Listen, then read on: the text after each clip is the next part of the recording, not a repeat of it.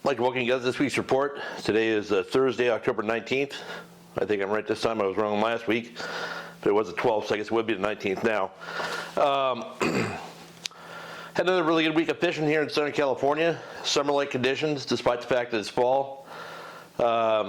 Is the good news. The bad news is we got a little bit of wind this weekend. Saturday looks breezy around the Channel Islands and in most areas. Not super windy, but definitely breezy. Sunday looks better. Definitely the better of the 2 days to fish. I don't think it'll affect sport boats either day, but private boaters may want to hold off until Sunday if they're planning on going somewhere. So, rather than start with the Channel Islands, I'm going to talk about them, but I'm also going to be talking about rockfish in general. You know, a lot of the boats that are not fishing tuna currently have switched over into rock cod mode. And I'm calling them rock cod instead of rockfish because they're fishing them deep like we used to in the old days when we had our 10-aught senders and 80-pound dacron and 15 hooks and all that nonsense. But a couple things you want to keep in mind if you're going on a sport boat or on your own boat to target these things. If you're on a sport boat or you don't have a rod holder on your own boat, you may want to invest in a rail plate to put on your rod. I'm sure the local tackle stores have them in stock now these days. Again, you don't need a big giant one, but anything that helps you stabilize the rod on the rail so you can just concentrate on turning the handle instead of the thing rolling back and forth and wearing you out. A rod holder on your boat will do the same thing basically. Next thing you know, if you're thinking about doing this rock fishing more often than once a year or twice a year, you may want to invest in an electric reel. Biting pretty good today.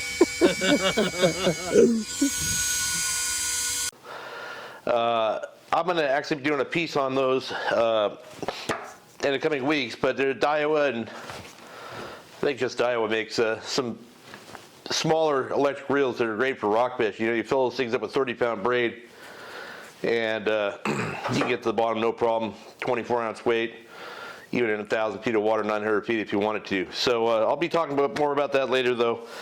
But the last piece of advice I have for you guys is, you know, we're fishing deeper than a lot of you guys have ever fished, or the guys that used to fish that deep don't really remember.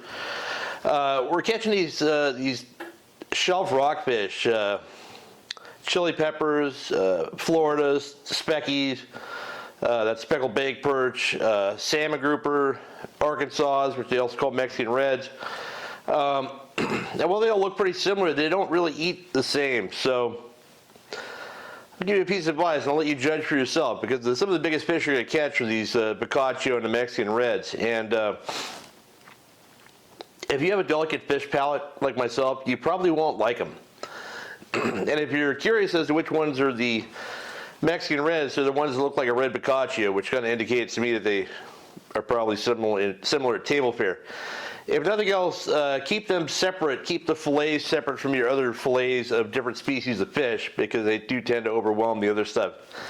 So if you want to try them out, go ahead, but put them in a different bag once you cut them up to isolate them from your rest of your rockfish. But rockfish are biting really well for everybody. You know, everybody from Santa Barbara down to San Diego is catching rockfish. So it's just be ready to fish deep.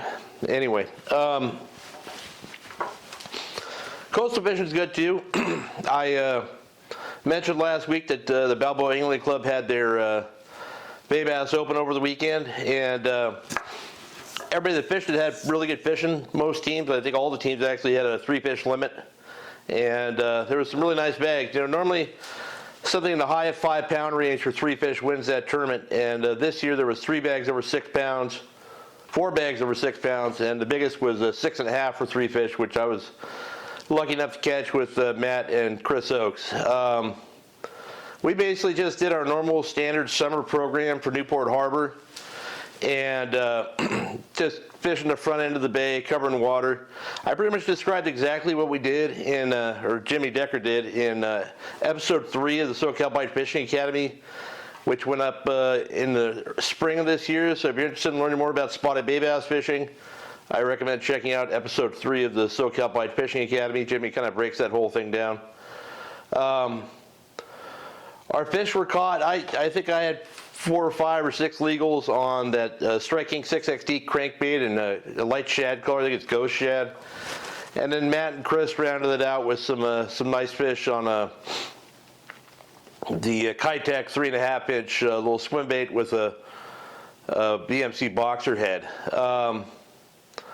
Again, you know, we just traveled water, found areas with bait schools, got bites, and we were able to isolate those bigger bites. I think we probably had about 15 legal fish, most of them, you know, pound and 3/4 or better. And you know, in any situation, if you're fishing for fun or you're fishing a tournament, once you pattern something like that, you know, we went from having no fish in the boat to catching 4 legals in about 2 minutes when we found a ball of bait that had the bigger spotties feeding on it.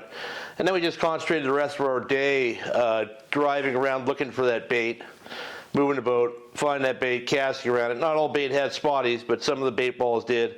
So we were able to repeat that a few times in a few different areas, and we're lucky enough to win. I would like to give a shout out to Keith Michaels and Brett Wilson, who caught 6.49 pounds and missed 1/100th of a pound behind us. And I think that's just a couple drops of water, really. So I'm happy to call that one a tie anyway. But so, you know, last week I talked about how poor the bass fishing was at Palos Verdes. We went up there and caught 2 fish all day, and decided to go back yesterday. And we got up there and conditions looked exactly alike. If you didn't watch last week, it was gin clear water, good current, 67, 68 degree water, a lot of micro bait around. And I was like, oh man, here we go again. And it started off just like that. It was slow. We picked off 2 or 3 fish. I was actually pretty happy because we actually, at one point we had 4 fish. We doubled the catch from the day before, or the week before. But as I was covering water, I didn't go around Rocky Point. I just stayed in the lower half below the closure. I got up to Trump National Golf Course there, and I actually saw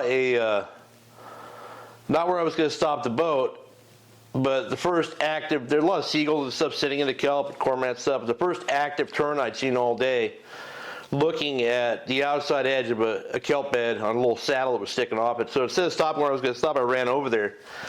And while that tern was gone, by the time we got there, I think we got 3 or 4 fish off that kelp, that little stretch there. And then we were able to replicate that by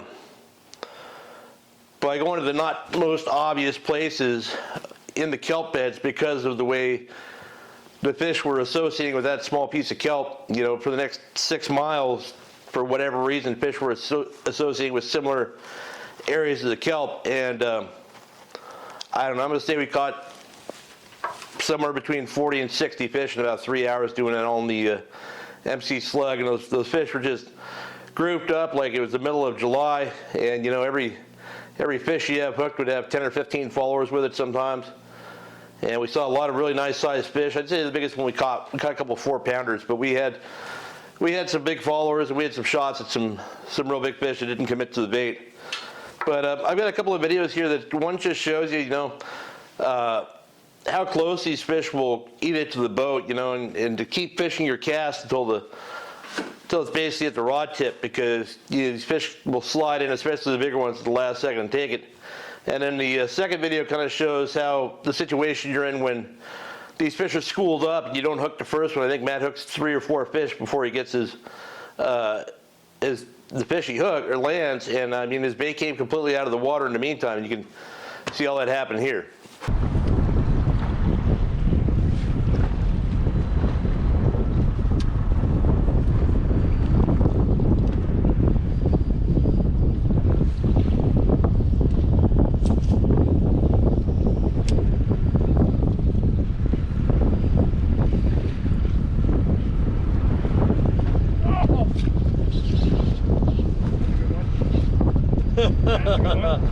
That one ate it. Yeah, 2 of them came in real quick.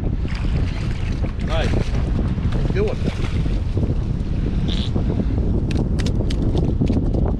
There we go. He ate it right, too. Yeah, yeah, it's gone. No more bait. I finally got a bite. Huh? Finally had a bite.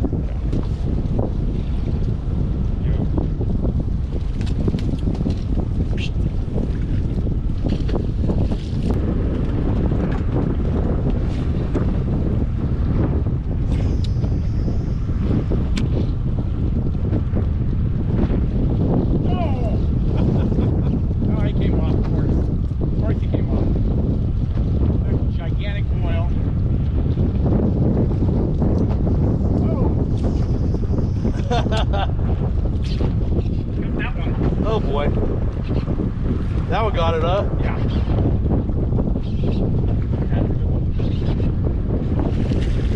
Nice.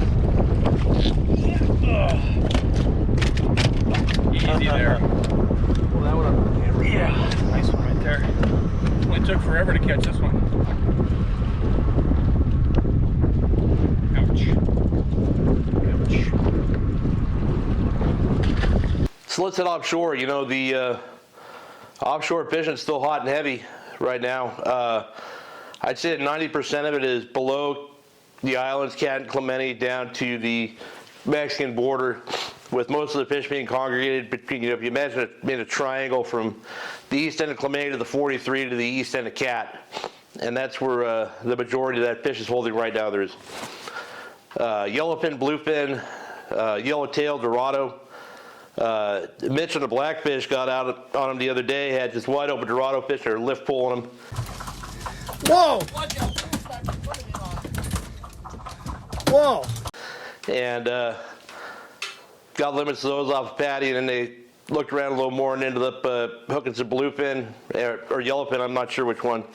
He told me, but I forgot. And they're just, you know, running full day trips out of Newport, so they're not even leaving the dock till 6 a.m. So they're not going that far. You don't need to run a million miles to find these fish. You just need to look around.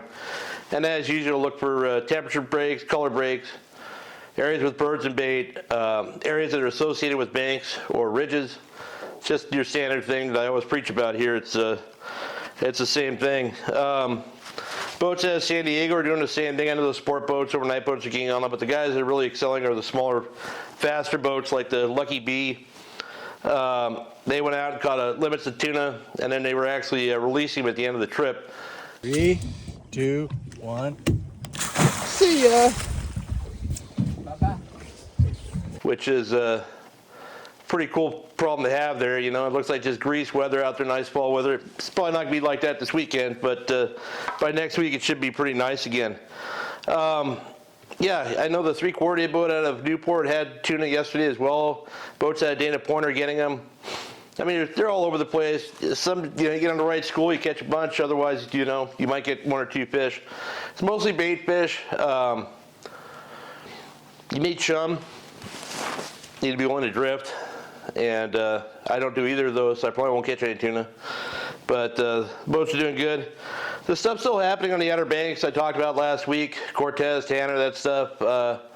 I don't know how the weather's going to be out there this weekend for it, but the boats going out there have really been getting a good grade of fish. I talked to my friends from SoCal Sport Fishing, and they had a 276 and a 309 the other day, along with some 200, 240-pound fish. All those are on, you know, cut on flying fish. Just sounds like really good fishing out there. That stuff should hang around. This wind, it's kind of weird. It's not like a storm rolling through anything. It's just a breezy patch. And I think that we should start to get some effects from that hurricane off Cabo in the next week or so, maybe 2 weeks. And I think that this season here is going to last into November. They're still seeing marlin around, stuff like that. So yeah, a lot of good options. Weather might be an issue. If you're going to fish on a private boat on Saturday, you might stay along the beach or fish Cat. Sunday, check the weather. Might be doable to make a longer run, go offshore. Sport boats, you should be fine. I don't know how it's going to be out of Cortez and Tanner. That might be blown out, but those bluefin like the wind. It helps the flying fish flutter happily on the surface and get bites. But that's about it. I will talk to you guys next week, and good luck if you fish.